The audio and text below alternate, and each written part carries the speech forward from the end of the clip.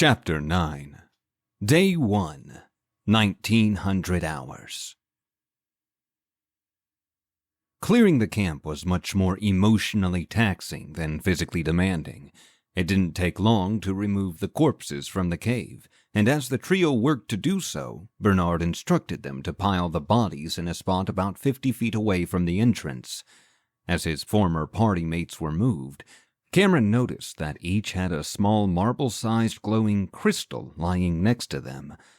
Bernard made sure to collect each of the mysterious crystals before he was satisfied. Cameron remembered the crystal that Hank had dropped and double-checked his inventory to make sure that it was still there. "What are they?" Cameron asked. "The crystals, I mean." "I'm not certain," Bernard answered as he dropped the last of the crystals into a pouch on his belt. "But it seems that when a member of your party dies, they drop one. I have not seen an enemy drop one before. I will hold on to them until the mystery of their use is revealed." Cameron nodded, opting not to mention Hank's crystal. He, too, was curious about its use and wanted to make certain that whatever the crystal was, he would be the one to use it in memory of Hank. The three of them stood shoulder to shoulder as they stared at the completed line of their friends' bodies. There were only 4 of them, and they had only barely known each other, but that did not stop Maria from crying softly or Bernard from sighing heavily. "We can't just leave them here," Maria said as she wiped a few rogue tears from her eyes. "Can we bury them, or can Cameron burn them with his new powers?" "I think Cameron's new powers will make too much of a mess." Bernard shook his head and rubbed his hands together. "I will take care of this." His vision seemed to go out of focus for a moment, but then small knee-high walls began forming in a rectangle around the bodies. Bernard grunted as he seemed to swipe his hand over the top of the rectangle. A concrete slab suddenly covered the opening, sealing the bodies inside. "Good idea." Maria gave Bernard a nod of approval. "Reminds me of something I read in a book once, though I doubt our friends will be coming back to life as werewolves." Bernard and Cameron looked at each other for a moment and then shrugged. Neither knew what she was talking about. "It's the best we can do with what we have," Bernard said with a regretful-sounding tone. "I hate that it even came to this." "You can't get down on yourself, Bernard," Maria gently argued. "None of this is your fault. It's none of our faults. We can't control what happens here." "I know, Maria." Bernard closed his eyes and turned from the other two, taking a step away from them. "But I felt a certain, I don't know, responsibility for everyone." "Well, that wasn't necessary, Bernard," Maria said. "Everyone is responsible for themselves. You can't expect to save everyone." Bernard fell silent for a moment. Maria and Cameron stared at the back of his head, waiting for his response. Finally, he turned toward them. "Only God can save everyone," he whispered harshly. "And I will make certain that God hasn't forgotten about all his children who are lost here." He took a few resolute steps into the woods, and Cameron stepped forward to follow. Maria reached out and pressed her hand firmly against Cameron's chest, preventing him from doing so. "Let him go," Maria whispered. "He needs some time alone. He will be back. Bernard would not leave us." Cameron grunted with anxiety as he watched Bernard disappear into the brush alone. He didn't like the idea of anyone being by themselves out there, not when the whole world was trying to kill them. Finally, he realized there was nothing he could do and let out a disappointed sigh. "You know, he could die out there," Cameron grumbled. "Being alone on Happy Island is not good." "I know," Maria said as she turned to face Cameron. "But sometimes people just need to be left alone. Bernard needs to clear his head. He needs to, well, he probably needs to find peace with God." Cameron rolled his eyes and snickered. He turned away from Maria and started walking toward the cave. God, what a concept. As far as Cameron was concerned, Happy Island had convinced him that such a being couldn't possibly be real. What kind of loving God would allow such a thing as Happy Island to even exist? What kind of God would allow the people who created Happy Island to do such a thing? Cameron spat on the ground and uttered a great number of curses toward the whole Sky Daddy concept. As far as he was concerned, only he was in control of his fate. God could kick rocks. The entrance to the cave came into view, and Cameron could hear Maria walking behind him. He hadn't meant to be rude. He knew he should apologize for just walking away like he had. As he turned around, however, an incredible wave of vertigo came over him. It reminded him of the feeling he experienced after killing the British man in the fedora. He suddenly lost balance and dropped to a knee. "Cameron!" Maria shouted and hurried up to him. Her voice and her presence felt distant. She called his name again, and it sounded like she was speaking in slow motion. As the world around him began to spin and change colors, Cameron vomited. His eyes rolled back into his head, and he collapsed on the ground. "Mom?" Cameron could feel the tears running down his face. He felt a warmth in his heart, one that had not been present before. Standing before him was a blonde woman, seemingly in her mid-20s.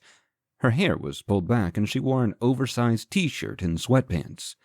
Cameron smiled as she knelt down and looked him in the eyes. "Hello, darling," she whispered as her hand reached up and caressed the side of Cameron's face. "How do you feel?" Cameron realized he was in a bed, a red race car bed. It was his. "Hi, Mommy." The words came out of his mouth as if they were programmed to. "I'm still sick. My tummy hurts. I brought you some soup and ginger ale," his mother said in a soft and loving tone. She ran her hand over his head, brushing his hair back, and then planted a kiss on his forehead. Cameron closed his eyes as a feeling of comfort cascaded over his body. Memories of his mother shot through his mind. He saw her tending to him when he was sick, laughing with him in the car on a road trip, holding his hand as they walked through the store. He heard her laugh, listened to the two of them singing together, and felt her hands against his back as she pushed him on a swing. Suddenly, Cameron was lying in bed with her. He could feel her arms around him and her breath on top of his head. He felt safe, comfortable, and most of all, undeniably loved. "Mommy loves you, Cameron," he heard her voice promise. The words echoed in his mind over and over for many minutes until suddenly the words died out and he felt a strange and terrible darkness spread over him. His vision went black and his heart raced as panic engulfed him. Cameron's mother came back into view. She was thin and frail. Her eyes had sunk into her head and her hair had thinned to the point where he could see her scalp. She sat in a rocking chair with a blanket over her lap. Cameron could hear her labored breathing. He listened to her cough and heard her desperate weeping. Another flash, and Cameron, no older than 11, stood next to his mother. She was completely bald and lying in a hospital bed. Monitors beeped around her, and her eyelids were closed, too heavy to keep open. But she was awake, holding her son's hand with her bony fingers. Cameron was crying. He remembered the doctor, the tall doctor with the mustache. He told him that his mother was going to die before morning, that he should stay by her side. Cameron sniffled and looked down at his mother as her eyes opened, and she looked up at him with her faded but still beautiful blue eyes. "One day, you will change the world, my beautiful boy," his mother whispered.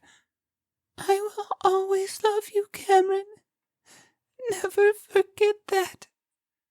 She coughed and stared up at the ceiling. Cameron could remember the sudden look of fear that spread across her face. "I love you, Cameron," she cried out. "Remember it. Please, be strong. Be a good man. Never forget me." Cameron heard a solid beeping come from one of the monitors and felt a strong hand suddenly grab his shoulder. He turned around to see who it was, and then everything went black. Cameron gasped as his eyes opened and he clawed at the dirt beneath him. Tears fell down his face and he wailed at the memory. Desperately, he pushed himself up off the ground and suddenly found himself face to face with Maria. "Hey, it's okay," Maria shouted, taking hold of Cameron's shoulders. "It's okay. I'm here. Everything is fine." "My mother!" Cameron cried out, unable to keep his emotions inside. She died." "It's okay, Cameron. Maria pulled him into her and wrapped her arms around him. She rubbed his back with her hands, and Cameron buried his face into Maria's shoulder. "It was like I was experiencing it for the first time," Cameron sobbed. "I remember it all over again. It hurts so much, Maria. Why does this hurt so bad?" "That's how it works here, sweetie," Maria comforted him. "The memories are intense. Like you said, it's like you are feeling them for the first time." Cameron couldn't calm himself down. His entire body trembled, and he could not stop crying. Maria continued to try and soothe him, and after 10 minutes or so, he was able to gain some control. "I'm sorry," Cameron said as he gently pushed Maria away from him. It was a lot to take in. I didn't mean to." "It's okay, Cameron." Maria smiled and nodded her head. "I had some rough memories as well. Bernard got me through it, and I'm here to help you get through it too. We can count on each other, okay?" Cameron nodded his head and wiped the tears away from his face. He felt like an idiot crying in front of a stranger. A very distinct voice in his head told him that he was being dramatic, that he should suck it up and be a man. "Let's get you in the cave," Maria continued as she grabbed Cameron's wrist and pulled him toward the entrance. "You can lie down and relax. I will go and get the deer we killed earlier and bring it back for dinner." "No." Cameron shook his head and let out a breath. "I'm fine. I'll go with you and help. I don't want to be alone right now." "I understand." Maria nodded and raised an eyebrow. "But are you sure? You can rest if you need to." "No, I'm sure," Cameron insisted. "Work will get my mind off things. Let's go find that deer." Maria nodded and led the way. Cameron followed closely behind. The two walked in silence for a while. Cameron was embarrassed by his emotional outburst. He wanted to say something, if not simply to end the awkwardness, but he had no idea what to talk about. His only memories of life before Happy Island were that of his mother, and he definitely didn't want to talk about that. "So, what kind of milkshake sounds amazing right now?" Maria turned to him and lifted one of her eyebrows. Apparently she had more initiative and was cleverer than he was. "Milkshakes.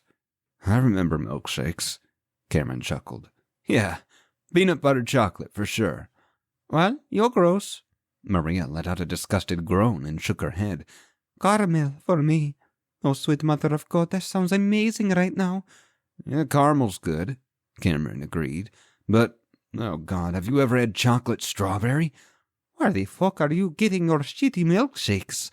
Maria turned and gave him a disgusted look. "Seriously, you Americans have terrible taste." Cameron laughed, and Maria let out a little smile.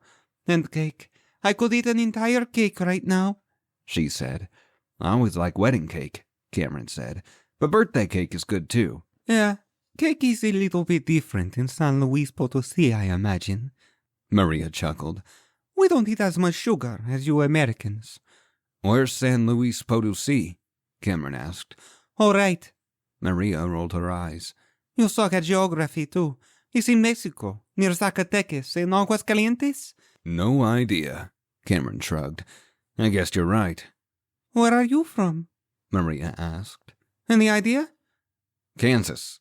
Cameron somehow knew. "A little town called Denton." "Kansas. Like where Dorothy is from?" Maria grinned. "Yeah, that'd be it." Something told Cameron that wasn't the first time someone had made that reference to him. "So, how do you know English?" Cameron asked. "Being from Mexico and all." "I don't," Maria replied. "I'm speaking Spanish right now. Somehow, Happy Island translates everything into our native tongue for us. That's how we are able to communicate. Remember Bernard is from Somalia?" "Ah, that makes sense," Cameron nodded. "Makes things a little easier. I couldn't imagine how difficult things would be if we all spoke different languages." "To be honest," Maria said, "if everyone spoke different languages, it would be so much easier for me to kill them. I mean, think about it. If Bernard had showed up when he was speaking Somali or Arabic or whatever, I bet you wouldn't have thought twice about killing him." "Maybe," Cameron shrugged. As he thought about it, though, he realized that Maria was probably right. Something about not understanding other people did make them less relatable. Cameron hated that he was thinking such a savage thought and immediately buried it away. Well, we're here, Maria disappointedly remarked as she looked around them. The deer carcass was nowhere to be seen, only a blood trail leading off into the woods. She cursed and kicked a rock on the ground, turning to Cameron. So, what do? She asked. Do we go after whatever took the deer or find something else? Cameron thought it over and realized he wasn't too keen on running into other people if they took the deer. The thought of fighting whatever predator could have been strong enough to drag the deer away wasn't too appealing either. He decided it was best to let the deer go. I'm sure there's something else we can eat around here, Cameron said as his eyes scanned the forest. Though the sun's going down, I'm not sure that we have a lot of time. Then let's get to it, Maria spat. I saw signs of rabbits on our way here. If we can find 2 or 3 of them, then we should be okay. Rabbit, Cameron chuckled. I can't remember what rabbit tastes like. Well, hopefully you'll know soon enough. Maria smiled. Come on, this way. Maria led Cameron back the way they had came. Dusk had hit, and their light was fading, so Maria moved quickly.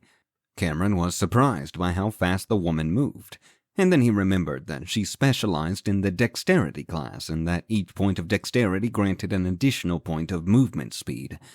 Cameron didn't know what 1 point meant exactly, but he did know that his speed was 21. If she was level 5 or 6 and focused on dexterity in the same way he did intelligence, her movement speed had to have been at least in the 30s. Over here, Maria exclaimed in a whispery voice. See it? Cameron crept over to Maria and crouched down. With his shotgun raised, he spotted the strangest-looking rabbit he had ever seen.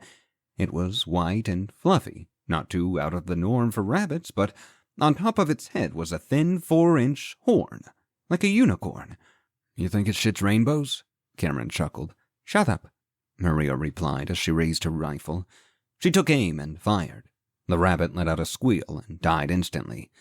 Then experience, she commented as she stood to claim her prize. Not too bad. Yeah, if only you could find 100 of them. Cameron rolled his eyes, and had 100 bullets, and never missed. Don't be like that, Maria hissed as she picked the dead rabbit up from the ground, hind feet first. He's kind of big. Should we find some more, or do you think this will be enough? I mean, I've been thinking about it, Cameron said. I haven't seen any hunger meters or water gauges or anything in all my stats and stuff. Do you think we even need to eat here? Are you hungry? Maria asked as she cocked her head. Well, yeah, a little. Then we need to eat, idiot, Maria firmly said. Cameron glanced away for a moment and then nodded in agreement. Yeah, he said. Stupid question. Hey, look, another one. Maria turned to see that another rabbit was standing directly ahead of them. It stared at the two with its red eyes, and Maria set the dead rabbit down and raised her rifle again. He looks kind of mad, Cameron commented as he watched the rabbit bare its teeth. Kind of dead, you mean? Maria asked just before she pulled the trigger. The bullet tore through the rabbit, and it let out a loud squee. Oh, Cameron said. Well, he's dead now. Not quite, Maria groaned. The rabbit hopped back up and stared at them. Well, fatally wounded at least? I think he's getting better now, Maria groaned. Well, I mean, it looks like he's getting better. But suddenly the rabbit felt the icy hand of death upon him. Cameron raised his shotgun and blasted the rabbit, knocking it back many feet. Oh, Maria nodded. He's died. That was kind of morbid, Cameron. Sorry, I got excited. Cameron flashed her a smile as she walked over to fetch his kill. Horny rabbit, level 1, killed, plus 10 experience. Horny rabbit, Cameron repeated with a chuckle. This world definitely doesn't lack in the humor department. He knelt down to pick up the dead creature, just as he heard what sounded like the war cries of 1,000 bunnies. Surprised, he took hold of the dead rabbit and spun around to see Maria charging toward him. Get back to the fucking cave, she shouted. There's dozens of them. In the dimming light, Cameron could see and hear exactly what Maria had described. A sea of white fur charged them, screaming at the top of their bunny lungs. Cameron cursed and hurried behind Maria. What the fuck do we do about this? Cameron yelled.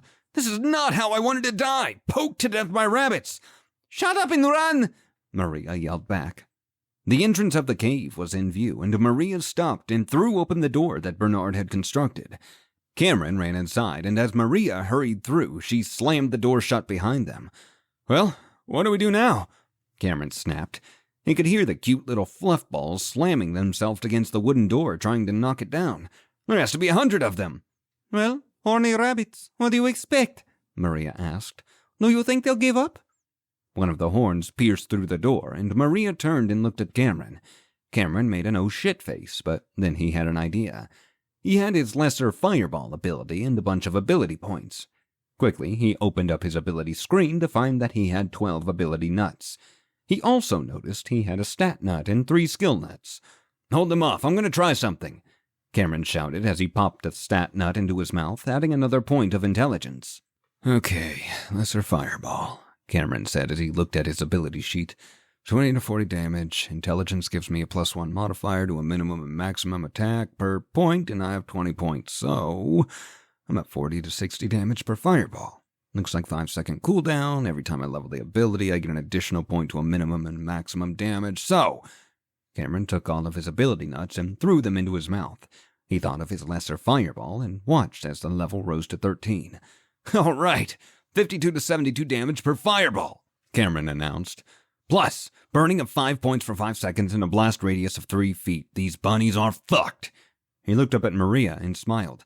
"How do I use my abilities?" he quickly asked. "You just have to will it like when you eat your nuts," she replied. "Just think of it and it will happen." Cameron nodded and set his shotgun down. He looked down at his hand and thought of his lesser fireball skill, and suddenly his right hand began to glow with flame. His eyes grew wide and his head shot up to Maria. "Open the door," he shouted as the fireball grew. She nodded and pulled the door open, just in time for Cameron to hurl the fire at the bunnies. The fireball slammed into them, releasing a small explosion on impact and sending them flying backward in a squealing, flaming mess. Most died from the impact of the fireball, but Cameron watched as the ones who were on the edges of the blast's radius tried to run away. He couldn't help himself. He and Maria both burst into hysterical laughter watching the tiny little flaming rabbits try to hop into the forest. None survived. Most only made it to the tree line before falling over in a burning pile. "Horny rabbit, level 1, killed. Plus 10 experience times 42. Plus 420 experience. Horny rabbit, level 2, killed. Plus 15 experience times 25. Plus 375 experience. Horny rabbit, level 3, killed. Plus 20 experience times 9. Plus 180 experience. Congratulations! You have killed an entire warren of horny rabbits. Stand by for Warren Boss, the horniest rabbit. Level up! Congratulations! Your hard work, extreme rabbit abuse, has paid off. You have reached level 6. You have obtained 1 stat nut, 3 ability nuts, 3 skill nuts. Please allocate your nuts wisely. Your health and armor have been replenished. Ability: craft lesser healing item unlocked. "I just leveled up!" Cameron shouted gleefully. Maria looked over at him, eyes wide, and nodded her head. "Good job! The forest is on fire!" Cameron gasped and ran forward. She wasn't lying. The rabbits that made it to the tree line had ignited some thick brush, and then some trees, and then everything else. "Oh, shit," Cameron declared, horrified at what he had done. Do you think it'll just go out?" Cameron shook her head silently and raised her rifle. "No, and that doesn't look very happy."